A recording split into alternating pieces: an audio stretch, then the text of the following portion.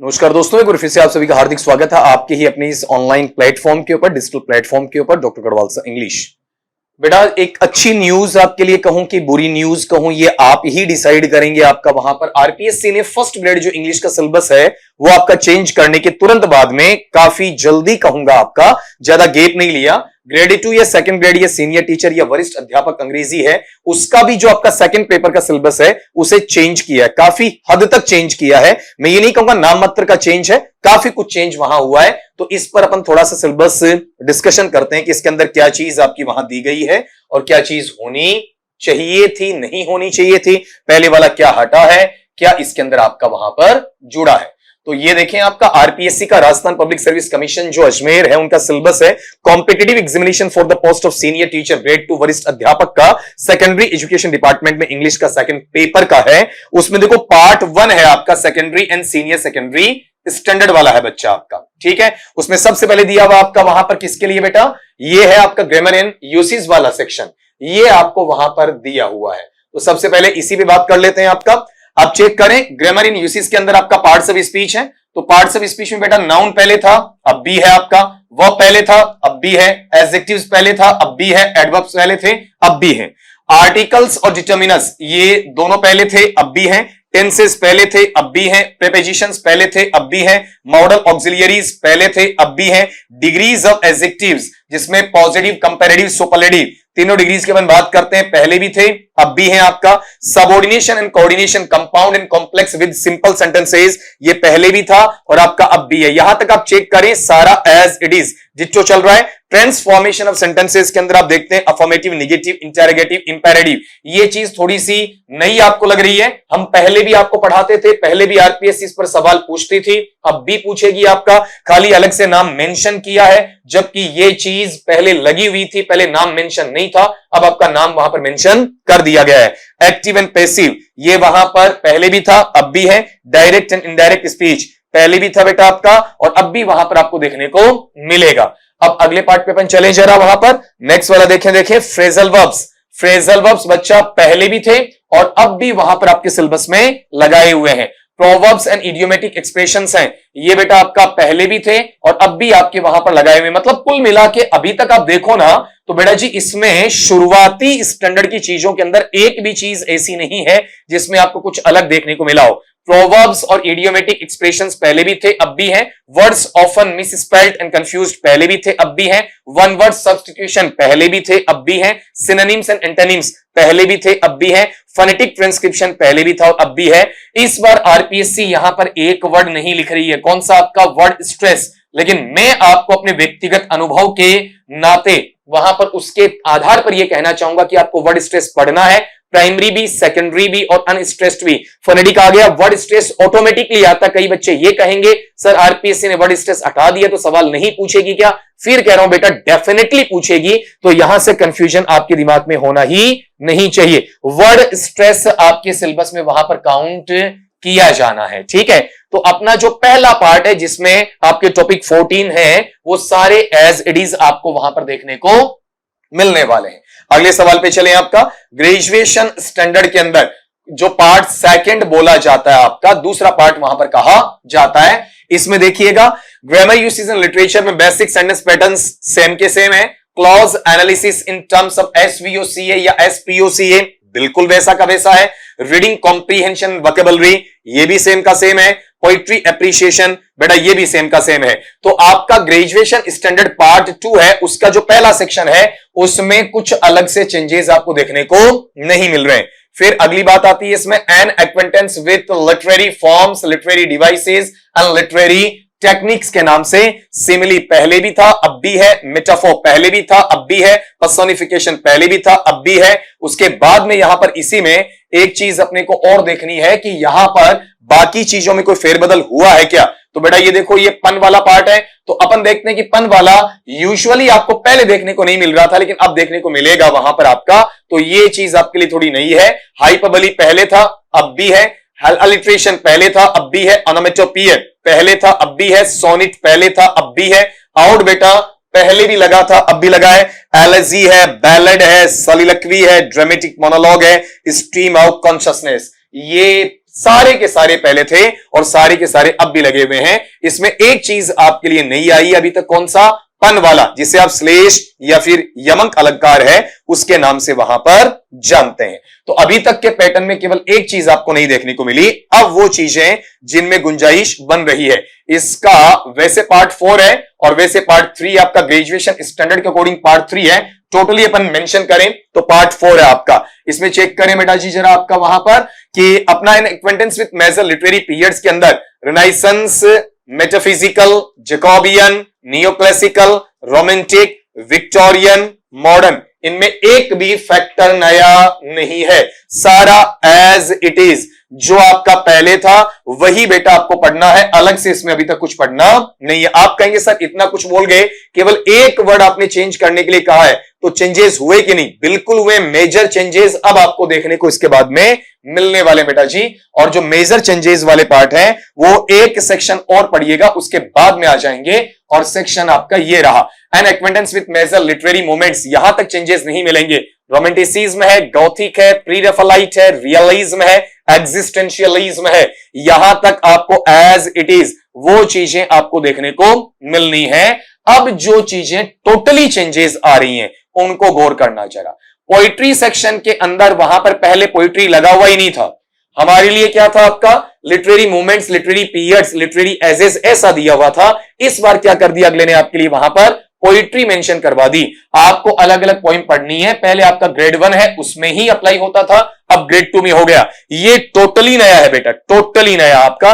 William Shakespeare का when to the session sonnet number 30, ये नया रहा। जॉन मिल्टन, ये 2 नंबर की चीज नहीं है, पहला पन वाला। फिर जॉन मिल्टन का on his having arrived at the age of 23 on his 23rd birthday, ये आपका बेटा तीसरा पैटर्न चेंज हो गया। जॉन डन का द सनराइजिंग, बेटा ये चौथा हो गया। जॉन ड्राइडन का a song for Saint Cecilia's Day, ये बेटा आपका 5वां हो गया। विलियम वर्ड्सवर्थ का द सॉलिटरी रीपर, ये बेटा आपका 6ठा हो गया। जॉन कीट्स का ए थिंग ऑफ ब्यूटी, बेटा ये 7वां हो गया। रॉबर्ट ब्राउनिंग का द लास्ट राइड टुगेदर, ये बेटा आपका 8वां हो गया। अल्फ्रेड लॉर्ड टेनिसन का यूलिसिस, ये बेटा आपका नंबर 9 हो गया। टीएस एलियट का the love song of J Alfred Prufrock है, ये नंबर 10 हो गया आपका।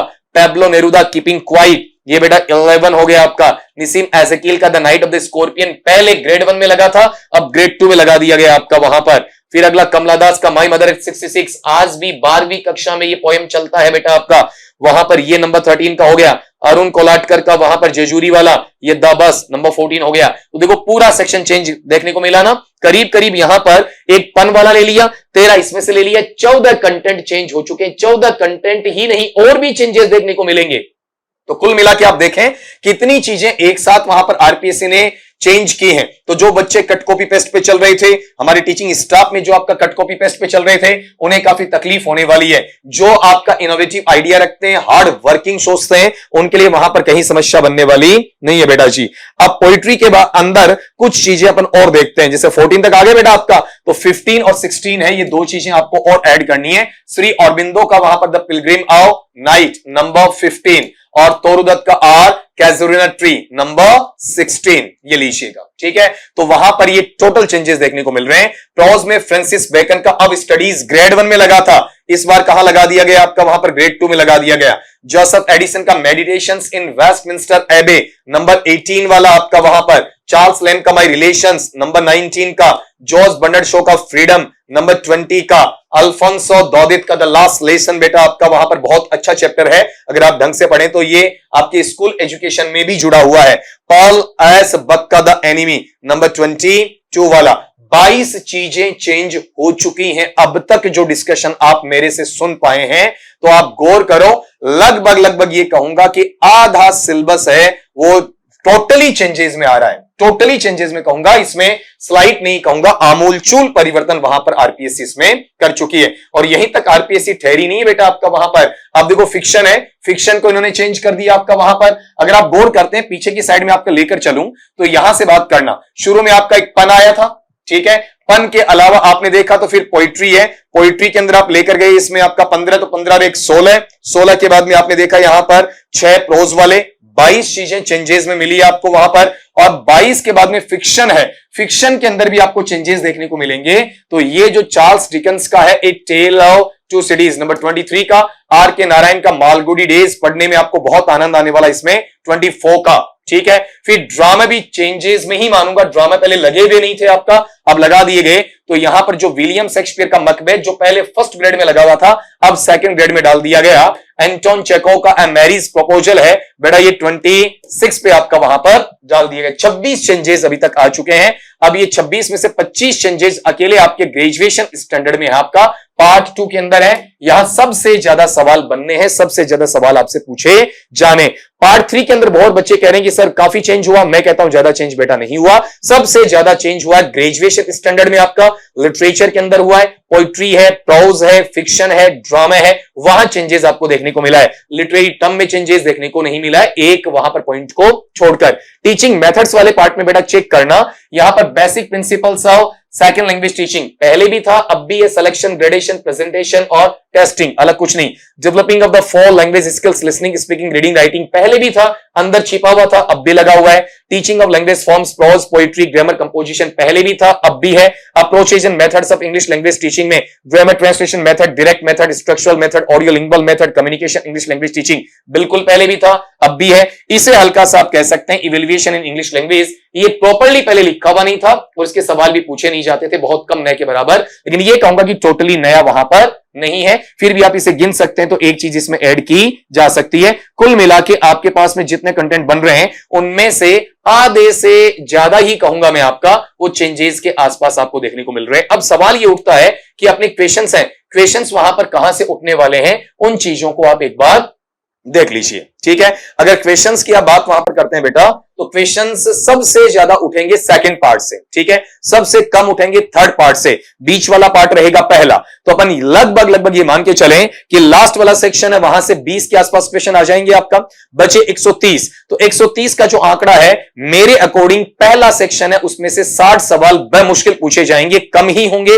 ज्यादा नहीं होंगे। तो 60 और 20 80 रहे, बचे आपके 70 आपके ग्रेजुएशन स्टैंडर्ड से पूछे जाएंगे। 70 के 75 हो सकते हैं, 75 अगर हो जाते हैं तो बेटा वहां पर जो 60 क्वेश्चन आने वाले हैं फर्स्ट आपके पार्ट में, वहां से 55 कर दिए जाएंगे, ठीक है। जितना सेकंड में बढ़ेगा उतना फर्स्ट में बढ़ेगा। थर्ड वाला सेक्शन है उसमें बिल्कुल भी आपका अलग से कुछ बताया नहीं जाना, फास्ट एंड फ्यूरियस वे में मैंने आपको वहां पर समझाया कि ये चेंजेस हो चुके हैं। करीब 27 पॉइंट्स हैं, ठीक है, वो चेंजेस हुए, 1 2 4 5 नहीं, पूरे 27 पॉइंट्स वहां पर चेंज हुए हैं। और लेंथी, जैसे मैकबेथ आप पढ़ते हैं तो आपको पता चलता है कि कितना टाइम वहां पर आपको कंज्यूम किया जाना चाहिए। अब सवाल यह उठता है कि अब करें क्या बेटा, मन लगाकर पढ़ना है, लेकिन सर हमने तो देखा ही नहीं, सेल्फ स्टडी हो ही नहीं सकती इसके अंदर, तो आपको गाइड की, मेंटोर की आवश्यकता है। अगर आप ऑफलाइन जुड़ना चाहते हैं तो जल्दी से जल्दी सीकर पधारें आपका और वहां पर हमसे जुड़ें। अगर आप नहीं पहुंच पा रहे तो ऑनलाइन हमसे जुड़ें, आप वहां पर गूगल प्ले स्टोर पर जाएं, doctor Garhwal sir English app उसे सर्च करें,